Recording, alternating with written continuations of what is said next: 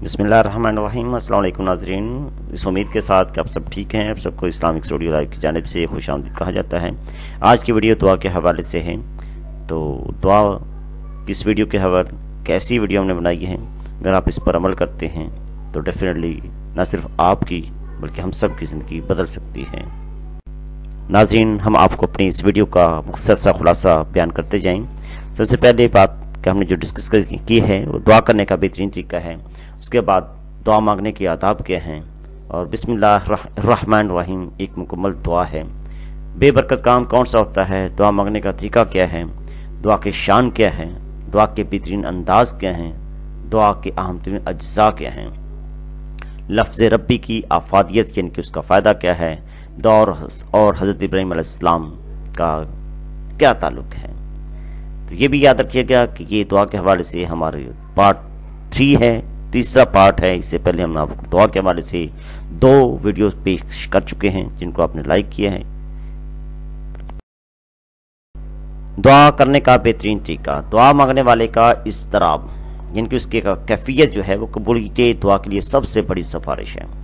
जितनी ज़्यादा आजिज़ी होगी दुआ हमारी उतनी ही जल्दी कबूल होती है। इसलिए दुआ आजिज़ी, खुशामद, लजाजत, तमल्लुक की इज़हार के साथ मांगने का हुक्म है, इबादत से भी। इसकी सबसे मौसर शक्ल वो होती है जब अल्फाज और हरकत दोनों मिलकर हम आहंगी पैदा करते हैं, जिसकी बेहतरीन मिसाल इस्लाम में नमाज है।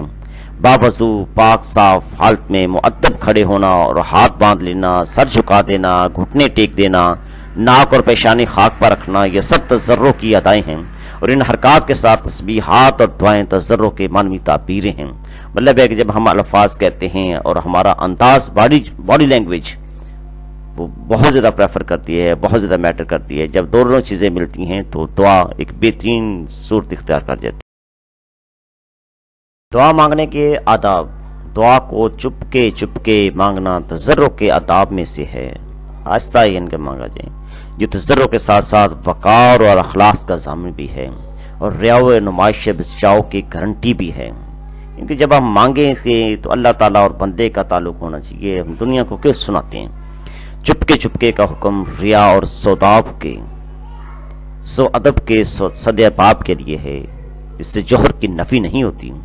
जो जमाती दुआएं और बाद औक़ात अपनी इनफरादी दुआओं के लिए बंदा इख्तियार करता है, असल में ये इत्दाल की तालीम है। इसकी हदीस मुबारका के हवाले से रेफरेंस भी हमने दिया है कि दुआ में बेहंगाम शोर व पुकार ना हो। इसके बाद मजीद हज़रत अनस रज़ियल्लाहु तआला अन्हु से रवायत है कि नबी करीम सल्लल्लाहु अलैहि वसल्लम दुआ में इतना हाथ ऊपर उठाते थे कि आपकी बगलों की सफेदी नजर आने लग जाती थी। नाज़रीन, ये बात भी क्लियर करते जाएं कि बिस्मिल्लाह किसी भी सूरत का आगाज तो है, लेकिन ये अपनी जगह पर एक मुकम्मल दुआ भी है।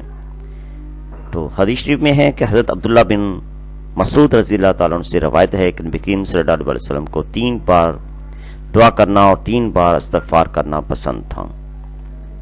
बिस्मिल्लाहिर्रहमानिर्रहीम सूरत फातिहा की तरह कलाम खबर नहीं बल्कि सरासर दुआ है, यानी कि मुकम्मल एक दुआ है। एक ऐसी दुआ जो एक सलीमुल फितरत मोमिन हर काम शुरू करने से पहले करता है और पहले ही कदम पर मुतनब्बे हो जाता है कि कोई ऐसा काम ना करे जो अल्लाह की मर्जी के खिलाफ हो। और फिर इस दुआ में अल्लाह की 2 सिफात रहमान और रहीम का सहारा लेना है, जो इस बात की ज़मानत है कि अल्लाह उस काम में बरकत फरमाएगा और अगर कोई गलती हो गई तो कमाल रहमत से उसके वबाल से महफूज रहेगा। सुभान अल्लाह। इस काम को निभाने और तकमील तक पहुंचाने के लिए कुव्वत व हिम्मत अता करेगा।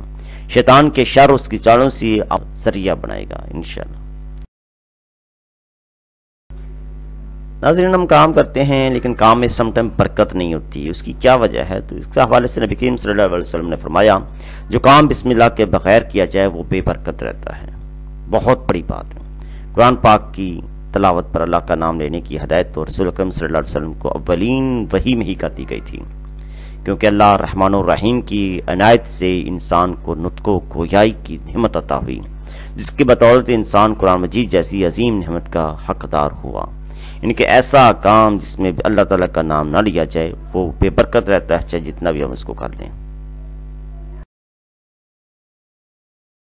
दुआ मांगने के तरीके, दुआ मांगने यानी कि इस्ताअनत का सही तरीका तो हमें कुरान حکیم پر، یعنی کہ قرآن پاک کا جب آغاز ہوتا ہے تو سورۃ فاتحی میں نظر آ جاتا ہے کہ دعا کے آغاز میں اس ہستی کی تعریف کی جائے جس سے ہم مانگ رہے ہیں۔ یہ گویا اس امر کی تعلیم دی جا رہی ہے کہ جب بھی دعا مانگو مہذب طریقے سے مانگو۔ یہ تہذیب نہیں کہ منہ پھاڑ کر اپنا مطالبہ پیش کر دو، بلکہ جس سے دعا مانگ رہے ہو اس کی پہلے تعریف، خوبی، احسانات اور اس کے مرتبے کا اعتراف کرو۔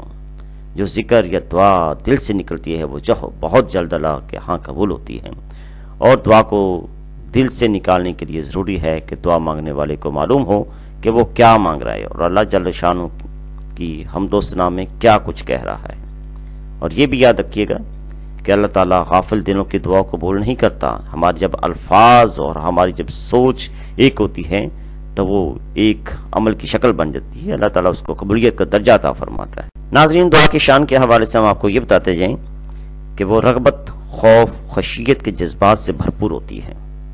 یہ دعا کی شان ہے، اس کے اندر خشیت ہوتی ہے، اللہ تعالیٰ سے خوف ہوتا ہے، ڈر ہوتا ہے، اللہ تعالیٰ سے ہم اپنی گڑ گڑا کر دعا مانگ رہے ہوتے ہیں، اپنی التجا پیش کر رہے ہوتے ہیں۔ تو دعا کے معنی حاجت روائی کے لیے پکارنا یا مطلق یاد کرنا بھی ہے۔ یعنی ایک اہم نقطہ یہ ہے کہ دعا پڑھی نہیں جاتی بلکہ مانگی جاتی ہے، یعنی مانگنے والے کے لیے ضروری ہے۔ دعا کے بہترین انداز ہے کہ سمجھ کر مانگے کہ کیا مانگ رہا ہے بھائی۔ الفاظ کہیں ہیں، سوچ کہیں ہے، تو دعا کیسے قبول ہو سکتی ہے؟ محض چند رٹے رٹائے جملے ادا کرتے جانا یا امام صاحب کے پیچھے آمین آمین کی گردان کرتے جانا کافی نہیں ہے۔ دوسری بات کہ ہم اپنے عجز و انکسار کا واضح اظہار کریں اور آہستہ مانگنا افضل اور قرین قبول ہے، کیونکہ بلند آواز میں عجز و انکسار بھی نہیں رہتا اور ریا و نمائش کا جذبہ بھی ابھر آتا ہے، اور پھر بلند آواز سے دعا مانگنے والا اپنے رویے سے یہ ثابت کرتا ہے کہ وہ ایک سمیع و علیم خدا سے نہیں مانگ رہا۔ اللہ تعالیٰ تو ہمارے دلوں کے بھیدوں کو جانتا ہے، ہمارے ذہنوں میں آنے والی سوچ کو جانتا ہے۔ تو ہم کوشش کریں آہستہ آواز سے، خاموشی سے، ادب سے دعا مانگیں۔ اس کے بعد یہ غزوہ خیبر کے مقام پر صحابہ کرام رضی اللہ تعالیٰ عنہم کی آوازیں دعا میں بلند ہوئیں تو رسول اکرم صلی اللہ علیہ وسلم ناراض ہوئے۔ روایت اس کو کیا جی حضرت ابو موسیٰ اشعری رحمۃ اللہ علیہ نے، بخاری شریف کے یہ حدیث شریف ہے۔ اس کے بعد قرآن میں خود مرتے صالح حضرت زکریا علیہ السلام کی دعا میں رب کو آہستہ آہستہ اور خفیہ پکارنے کا ذکر ہے۔ امام احمد بن حنبل نے حضرت سعد بن ابی وقاص رضی اللہ تعالیٰ عنہ سے روایت کیا ہے کہ بہترین ذکر خفی ہے اور بہترین رزق وہ ہے جو انسان کے لیے پورا ہو جائے۔ سبحان اللہ۔ جس کام کو بھی ہم کرتے ہیں اس کے کوئی نہ کوئی جز ہوتے ہیں، اس کے پارٹس ہوتے ہیں۔ تو دعا کے بھی دو پارٹ ہیں، دو اس کے حصے ہیں۔ ایک اس کا حصہ ہے جی خوف، اور دوسرا حصہ اس کا امید۔ جتنی خوف کے ساتھ، جتنے ڈر کے ساتھ ہم اللہ تعالیٰ سے مانگیں گے دعا، اللہ تعالیٰ ہماری دعا کو قبول کرے گا۔ اور دوسری بات، جتنا ہم امید رکھیں گے، جتنی امید رکھیں گے، جتنی تمنا رکھیں گے کہ اللہ تعالیٰ ہماری دعا کو یہ ضرور قبول کرے گا، وہ لازمی قبول ہوتی ہے۔ اگر ہمیں امید نہیں ہے تو ہماری دعا کبھی بھی قبول نہیں ہو سکتی۔ تو حضرت عیسیٰ علیہ السلام نے اللہ تعالیٰ سے دعا مانگی تو جس کو اللہ تعالیٰ نے شرف قبولیت بخشا، ان کے اللہ تعالیٰ اپنے بندوں کی دعاؤں کو ضرور سنتا ہے۔ اس کے بعد جب انسان خدا کو دعا میں ربی کہہ کر خطاب کرتا ہے کہ میرے رب، اس کا مطلب تو گویا وہ لطف خاص کو اپنی دعا کے حق میں سفارشی بناتا ہے۔ ربی مطلب ہے کہ تو میرا سونا رب ہے، تو وہ لازمی اللہ تعالیٰ جب اپنے نام کو سنتا ہے تو وہ ضرور قبول کرتا ہے، جس کا تجربہ خود اسے ہے۔ اور جب وہ ربنا کہہ کر دعا مانگتا ہے تو اللہ تعالیٰ کے اس کرم عام کو اپنی دعا کے حق میں سفارشی بناتا ہے، جس کا مشاہدہ حق تعالیٰ کی تخلیق و تدبیر اور ربوبیت میں ہو رہا ہے۔ دعا کے درمیان میں ربنا کا بار بار اعادہ کرنا، یعنی کہ بار بار ربنا کہنا، اور دعا کی مناسب صفات الہی کا حوالہ دینا دعا کی آداب میں سے ہے۔ حضرت ابراہیم علیہ السلام حضرت ابراہیم علیہ السلام مکہ معظمہ کے حوالے سے جب دعا کی تو وہ قبول ہوئی۔ ناظرین، اللہ تعالیٰ اپنے برگزیدہ بندوں کو بن مانگے عطا کرتا ہے، اور جب وہ مانگتے ہیں تو ان کو بھی حساب عطا کرتا ہے۔ حضرت ابراہیم علیہ السلام جس کو اللہ تعالیٰ نے قبولیت کا درجہ عطا فرمایا، حضرت ابراہیم علیہ السلام نے 9 مرتبہ ربی یا ربنا کا لفظ استعمال کیا، یعنی تضرع، استعمالت، التجار، فریاد کا مادہ جتنا زیادہ ہوگا اتنی ہی دعا قبول ہوگی۔ دعا کے آداب میں یہ بھی شامل ہے کہ بندہ اپنے رب کے سامنے یہ اعتراف بھی کرے کہ دعا مانگنے والا کبھی قبولیت دعا سے محروم نہیں رہتا، ان کے جو وہ مانگ رہا ہے نا، وہ دیر ہو سویر ہو، وہ دعا قبول ہونی ہے۔ جب انسان اس امید کے ساتھ خود کو اپنے رب کے در پر ڈال دیتا ہے تو کہ ہر حال میں اے میرے مالک، میں نے جو پایا ہے تیرے ہی در سے پایا ہے، اور جو کچھ بھی مجھے آئندہ پاؤں گا تیرے ہی در سے پاؤں گا، تو بالآخر اللہ کی رحمت سے ایسے کوشش سے نمودار ہوتی ہے کہ جدھر انسان کا وہم و گمان بھی نہیں ہوتا، اس شان سے نمودار ہوتی ہے کہ اسباب ظواہر کے غلام انگشتے بندار رہ جاتے ہیں۔ قصہ مختصر یہ کہ دعا ہمیں پوری یقین کے ساتھ مانگنی ہے، دعا ہمیں پوری امید کے ساتھ مانگنی ہے، اور جو مانگیں اللہ تعالیٰ سے لو لگائیں، اللہ تعالیٰ ہماری دعا کو ضرور قبولیت کا درجہ عطا فرماتا ہے۔ تو اس امید کے ساتھ کہ اللہ تعالیٰ ہمیں اچھے انداز سے دعا مانگنے کی توفیق عطا فرمائے، اور وہ اپنی شان کریمی کے مطابق ضرور عطا کرتا رہے گا انشاءاللہ۔